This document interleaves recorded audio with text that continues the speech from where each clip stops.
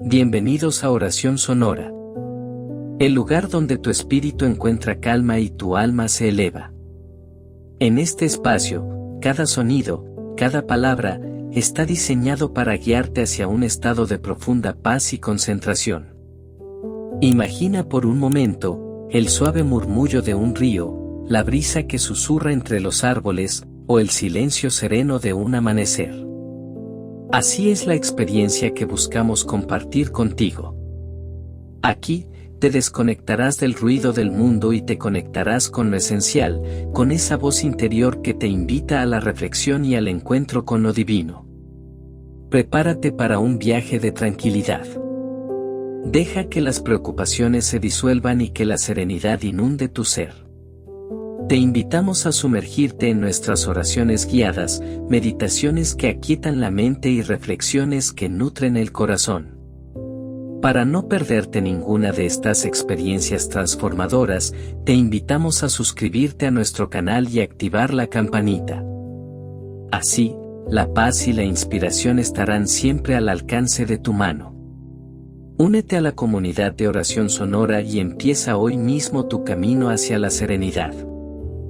¿Cómo se sostiene una fe a lo largo de siglos? ¿Qué fuerza invisible puede guiar a comunidades enteras a resistir persecuciones, a tomar decisiones difíciles y a renovar su misión una y otra vez? En la historia de la Iglesia, esa fuerza ha tenido un nombre constante, el Espíritu Santo. Puede que lo hayas escuchado muchas veces, mencionado al final de una oración o invocado en una misa. Pero lo cierto es que su influencia va más allá de lo simbólico. Desde los primeros siglos hasta los movimientos más recientes, el Espíritu Santo ha sido protagonista silencioso de algunas de las transformaciones más profundas del cristianismo. En este episodio, vamos a entrar de lleno en esos momentos clave. Aquellos en los que la historia parecía entrar en crisis y el Espíritu soplaba con más fuerza. Comencemos con uno de los periodos más críticos para la Iglesia, la persecución en el Imperio Romano. Era el segundo y el tercer siglo. Los cristianos eran vistos como enemigos del Estado, y miles fueron ejecutados por su fe. Pero lejos de apagarse, el movimiento cristiano creció. ¿Por qué? Los relatos de los mártires hablan de una fuerza interior que les daba paz en medio del tormento. No era solo valentía. Era convicción. Una certeza que, según los textos antiguos, venía del Espíritu. No fue una resistencia política ni una estrategia militar. Fue un testimonio espiritual. Pasa el tiempo, llegamos al siglo IV. Constantino se convierte al cristianismo y, por primera vez, la Iglesia deja de ser perseguida y empieza a organizarse como institución. Aquí el Espíritu aparece de otra forma, ya no en la resistencia, sino en el discernimiento. En el Concilio de Nicea, por ejemplo, los obispos debían definir qué se creía exactamente sobre la naturaleza de Cristo. Era un debate filosófico, teológico, pero también espiritual. Muchos cronistas de la época mencionan cómo se oraba intensamente antes de tomar decisiones, buscando la guía del Espíritu para no desviarse del mensaje original. Y no es menor. Porque no se trataba solo de definir dogmas, sino de mantener la unidad. Y el Espíritu Santo, desde entonces, sería considerado el garante de esa unidad en medio de la diversidad. Pero no todo fue claridad. Vino la Edad Media, y con ella, tanto grandes obras como grandes sombras. Aún así, el Espíritu no desapareció. Surgieron movimientos de renovación interior, como el monacato. San Benito, en el siglo VI, no quiso fundar una orden poderosa. Quería simplemente vivir el Evangelio de forma radical. Y muchos lo siguieron. En esas comunidades monásticas, el Espíritu se manifestaba en el silencio, la oración, el trabajo y la búsqueda constante de Dios. No había discursos grandilocuentes. Había vida. Vida inspirada, guiada, sostenida. Más adelante, en tiempos de crisis moral y corrupción, surgieron profetas incómodos. Francisco de Asís, por ejemplo. Un joven rico que renunció a todo para vivir con los pobres. ¿Locura? Tal vez. Pero también una sensibilidad especial al soplo del Espíritu que lo llevó a reformar la Iglesia no con palabras, sino con ejemplo. Y cada vez que el cristianismo se institucionalizaba demasiado, el Espíritu volvía a sacudirlo desde dentro. Con nuevas órdenes religiosas, nuevas formas de oración, nuevos carismas. Así llegamos al siglo XVI. El protestantismo divide a la Iglesia en Occidente, y muchos se preguntan si aún era posible la unidad. En medio de esa ruptura, el Concilio de Trento se convierte en otro momento clave. Allí, una vez más, los obispos buscan reformar, corregir y renovar. Y muchos testigos hablan de momentos de profunda inspiración, de discursos que parecían ir más allá de lo humano, de decisiones que nacían de un discernimiento más profundo que el simple debate teológico. El Espíritu seguía soplando, incluso en medio del conflicto. Y cuando parecía que la historia se repetía, el siglo XX trajo nuevas sorpresas. El Concilio Vaticano II, por ejemplo, fue descrito por muchos como un nuevo Pentecostés. Obispos de todo el mundo reunidos, no para condenar, sino para abrir puertas, para escuchar al mundo moderno, para dejarse guiar. Las imágenes del concilio muestran rostros atentos, discusiones intensas, lenguas diversas, pero también una fe común. Una confianza en que, incluso en los cambios más profundos, el Espíritu estaba presente. ¿Y hoy? ¿Sigue soplando ese mismo Espíritu en medio de una iglesia fragmentada, tecnológica, expuesta, vulnerable? Tal vez esa sea la gran pregunta de nuestro tiempo. Y lo cierto es que no hay respuestas fáciles. Pero sí hay señales. En la próxima parte vamos a entrar más a fondo en esas señales actuales, cómo el Espíritu se sigue manifestando en movimientos populares, en comunidades pequeñas, en decisiones arriesgadas y en una espiritualidad cada vez más viva. ¿Te has preguntado si tú también puedes escucharlo? A veces imaginamos que el Espíritu Santo solo se mueve en lo extraordinario. En milagros, apariciones o discursos inolvidables. Pero la historia reciente nos invita a mirar más de cerca, más abajo, más dentro. Después del Concilio Vaticano II, el paisaje de la Iglesia cambió.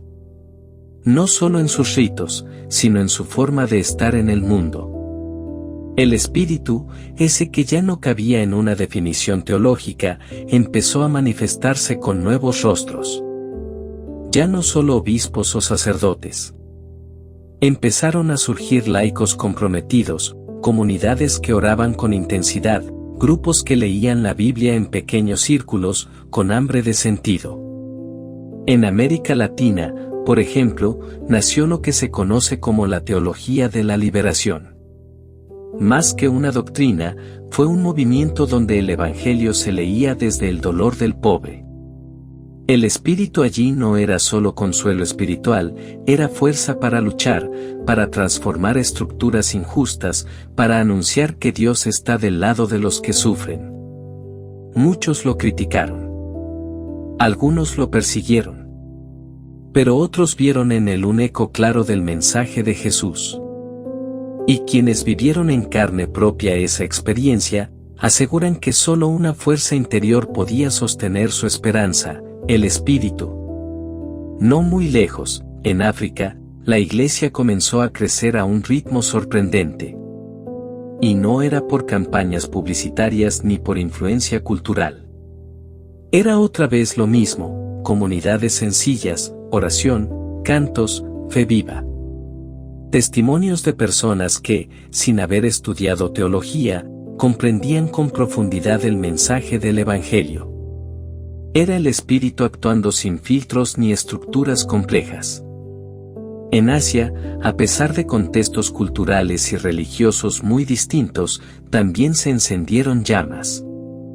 Corea del Sur, por ejemplo, vio nacer una iglesia fervorosa. En China, comunidades subterráneas seguían reuniéndose en secreto, guiadas por una convicción que superaba cualquier amenaza. ¿Cómo sostenerse así, si no es por algo que va más allá del miedo? Y mientras tanto, en Europa, la iglesia parecía apagarse. Las parroquias vacías, los jóvenes cada vez más lejos, el escepticismo en aumento. ¿Dónde estaba el espíritu? Curiosamente, en medio de esa sequedad espiritual, empezaron a nacer pequeños brotes. Movimientos carismáticos, encuentros juveniles, retiros silenciosos, adoración perpetua. Gente común que buscaba algo más. No se trataba de conservar una institución, sino de redescubrir una experiencia. Y muchos lo dijeron con claridad, habían sentido al espíritu. No de forma espectacular. No con luces ni voces audibles. Pero sí como un fuego interior. Como una paz que desarma, una alegría sin motivo, un impulso que empuja a cambiar la vida. Incluso dentro de la misma iglesia, en los momentos más oscuros, abusos, silencios, complicidades, surgieron voces proféticas. Personas que, con coraje, denunciaron lo que estaba mal y llamaron a la conversión. Ellos también fueron movidos por el Espíritu. Porque denunciar lo que duele, incluso desde dentro, requiere más que valentía. Requiere claridad interior. Y mientras todo esto sucedía, los papas hablaban cada vez más del Espíritu. Juan Pablo II lo invocaba en sus giras mundiales. Benedicto XVI, con su estilo más sobrio, lo vinculaba a la verdad que libera. Francisco, hoy, lo menciona como el protagonista de la sinodalidad, ese caminar juntos, donde nadie queda fuera. Quizás nunca antes se había hablado tanto del espíritu en tantos idiomas, culturas y formas de oración distintas. Pentecostés, de alguna manera, sigue ocurriendo. Pero eso no significa que sea fácil. Escuchar al espíritu en un mundo ruidoso, saturado de información, es un verdadero reto. Porque no se trata solo de tener respuestas. Se trata de aprender a discernir. Y el discernimiento no es una fórmula, es una práctica. Una actitud de escucha constante, de apertura humilde, de búsqueda honesta. Hoy hay jóvenes que sienten ese impulso y no saben nombrarlo. Hay adultos que, después de años lejos de la fe, experimentan una especie de regreso interior. Hay líderes que arriesgan su comodidad por seguir una voz que no viene de sí mismos. Ese es el lenguaje del espíritu. Siempre discreto, pero inconfundible.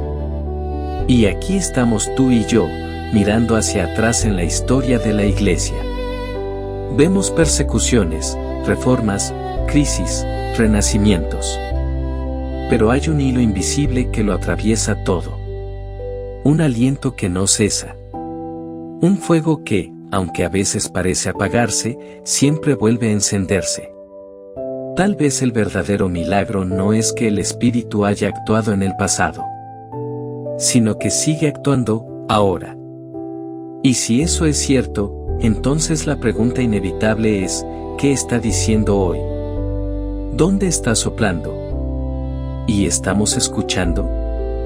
Si este recorrido te inspiró, te movió algo dentro, si sentiste que algunas piezas empezaron a encajar, entonces suscríbete al canal.